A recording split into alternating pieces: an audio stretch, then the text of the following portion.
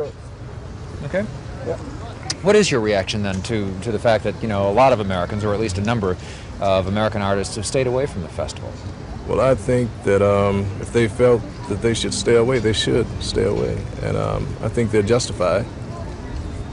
Knowing what you do about the situation, I mean, do you think it's justified? Do you think that their concern reflects the reality that's here? I don't know if it reflects the reality that's here now, because people are here from other places. But it's real. It's a reality. I mean, it's real. I came because I wanted to come. I had to take a chance, and I took it. Did you think about the possibility of the... Sure. Sure. The opportunity presented itself, so I had to take advantage of it. Mm-hmm. Within the artistic community, I mean, is there a real concern about the possibility of terrorism at an affair such as this? Yes, as a result of so many stars from America not being here. A lot of Americans found it kind of hard to believe that, you know, Stallone, Rambo, didn't come. Rambo is fantasy, yes. And the reality is that it's possible that terrorists may come here and do something. Mm-hmm. Do you think that the absence of the Americans from here has any special impact on the film festival? Possibly, as far as show business, glitz, I would think so. Do you think it hurts it? Not if it's indeed an institution, and that's what it seems to be. Mm-hmm. Life goes on, and next year it'll be big again when terrorists are not threatening. Right. Yeah. Okay, great. Thanks very much. All right. Good. You can go then. Yeah. What's your reaction to the absence of those American artists who decided it's just not safe enough to come here? Well, I feel it's a choice that's really up to each artist, and they felt that it wouldn't be safe for them to be here. You know, I respect that. You know, growing up in Brooklyn, New York, this can't be that dangerous, and it was a great opportunity to see the Cannes Film Festival and for people to see my films. That's why we've come as a group. Yeah. I guess what a lot of people get hooked on is the fact that Rambo, you know, didn't see fit to come here, you know, and everybody kind of gloms onto that. Is there some kind of a psychosis at work here, do you think? Well, I think Reagan, Rambo, that's all that, you know, it's the same hysteria. So I really don't think like that. Yeah. At all. Do you think the fears that some people have are justified? Do you think it's safe here, or do you think I think it's safe, but I mean, it's a question has to be left up to each particular person, and a lot of people felt that it wouldn't be safe here, and they canceled. We didn't think that, and that's why we're here, and we're having a good time, and we hope that people enjoy the film. Okay.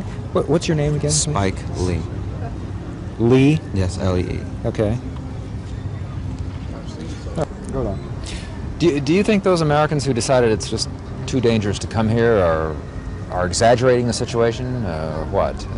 Well, I think that Cannes is a good opportunity for everyone that's involved in filmmaking to have their work shown and to experience it. So I don't know whether they're exaggerating. That's on their value system. I think for us it was good for us to come.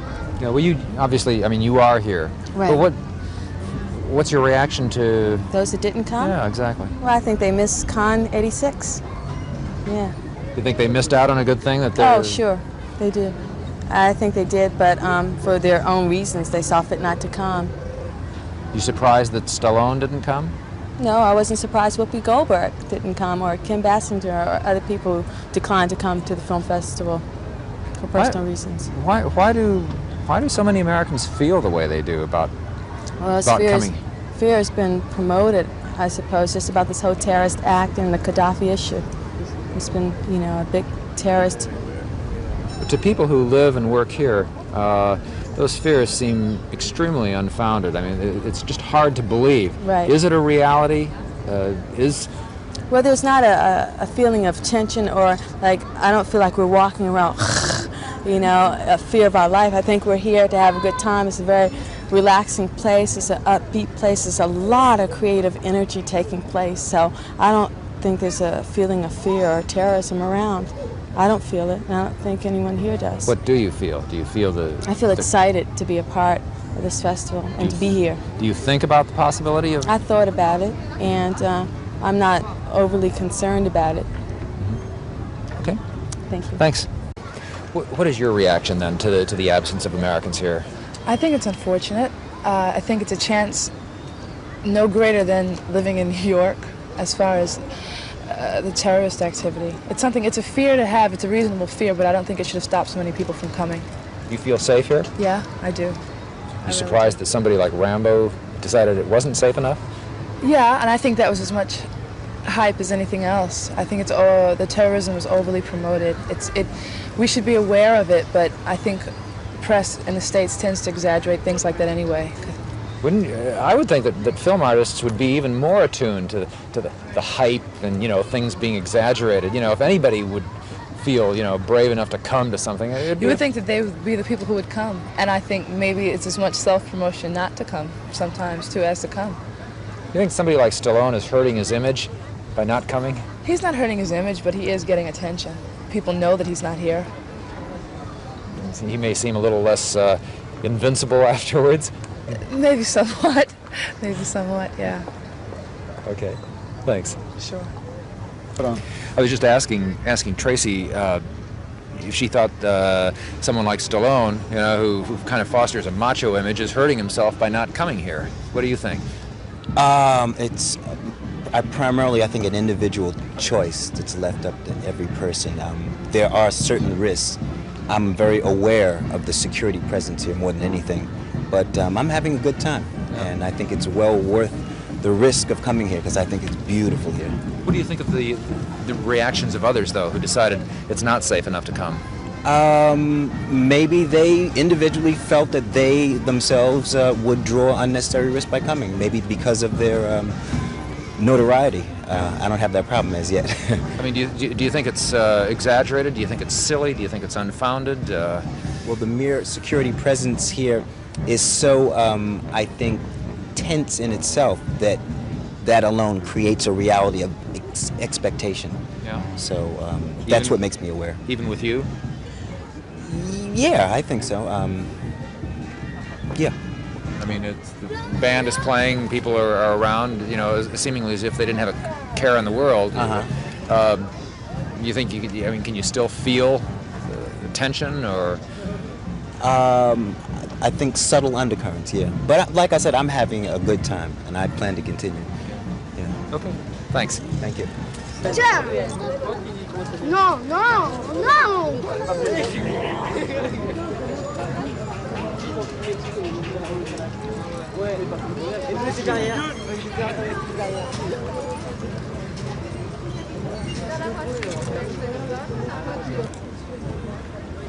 Well, not get the press lady out. Same statistics.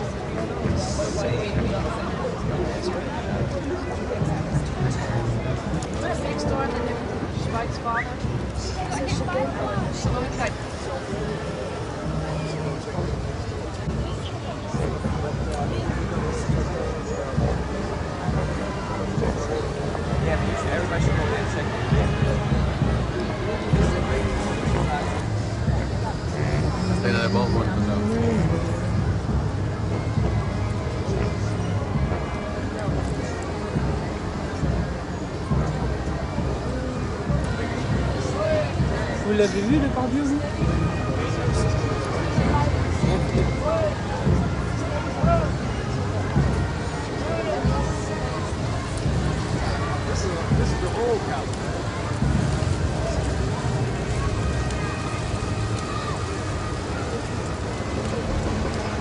Moi je tourne sans arrêt, ça vous allez voir ce soir à la télévision. Attention, maestro, musique de lapin érotique. Allez, moi je vais pas me dégonfler, je vais jouer. Allez, encore une fois, le pont d'Avignon. Attention, agamaga, gagnant.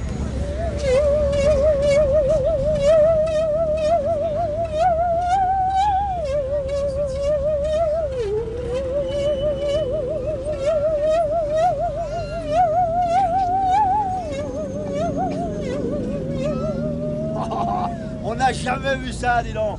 Plus fort que Gary Cooper. C'est ça, mon vieux. Faire le lapin, c'est pas tout le monde qui peut faire le lapin. Ah, c'est ça, mon vieux. Il faut la classe.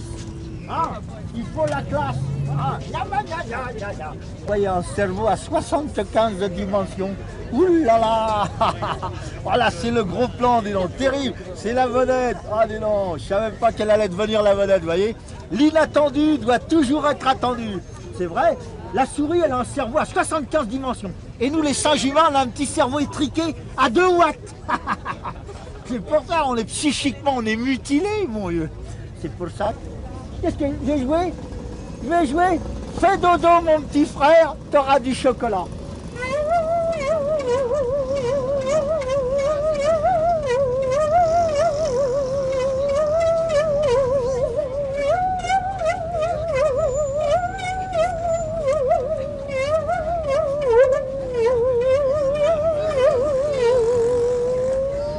Fantasmatique, dis donc.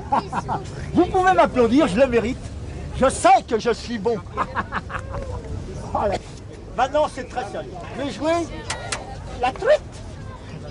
Maestro, la truite. Maestro, la truite. J'ai été honoré et...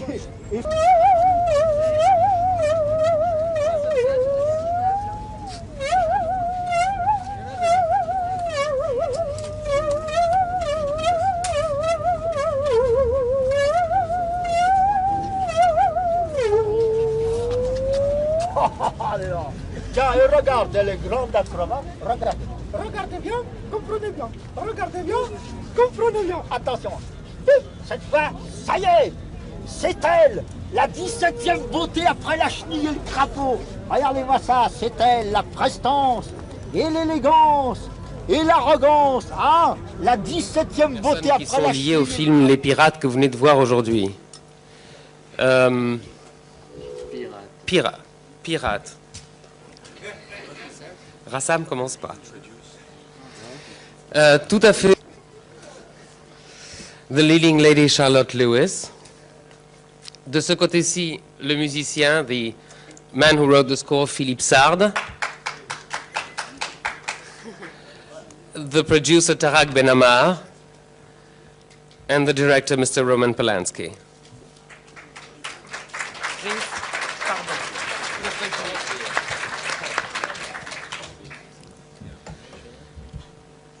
Encore une fois, je vous rappelle qu'il y a des micros dans la salle. Once again, let me remember, this is like a myth. The pirates that we'd heard of for, what, 10 years? About 10, almost 11 years, I would say now. And what happened?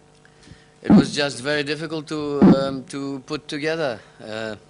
We had great difficulties. There were several attempts of making it all work, and they all failed. And eventually, thanks to Tarak Benamar, who's somewhere here, right here, and who made it all possible, you could see it this morning. Has a lot changed since the original project in terms of the script, in terms of the story, in terms of the style that you wanted to give it? We have shortened the script some 4 or 5 years ago, because originally it was planned for a film a bit longer, about 2.5 hours, maybe 2 hours 35 minutes. We shortened it, but other than that, hardly anything was changed. I think that it would be a different movie if I have directed it 10 years ago, no question. You know, in 10 years, a lot of things happen, one evolves. And the project itself evolves because each time you start a new research, you discover new problems that you're going to have, so you try to anticipate them. At the same time, you know better your subject, so you modify it. I think that film maybe would be more spontaneous if it were made 10 years ago. At the same time, maybe it would be less mature. Did you always have in mind to have it that much of a comedy? Pardon. Je vous ai dit dès le départ, il y a des casques. Merci beaucoup. Prenez des casques, je l'ai dit dès le départ. Non, on peut parler en français, ça. D'accord, d'accord. Okay, well, Bon, apparently... on va parler en arabe alors, il n'y a pas de problème. Hein? Le plaisir. Yallah. Demande les mains, qu'on lève les mains et tu comptes. Who wants... Quels sont les, les Français qui n'ont pas pris de casque? The originating impulse was. Vous pouvez répondre en français si vous préférez. Bon, la question était pourquoi j'avais envie de faire ce film, plus ou moins, c'est ça? Pour résumer votre question, il est vraiment difficile de dire, de répondre à cette question comme il est difficile de répondre. Le monsieur en bleu.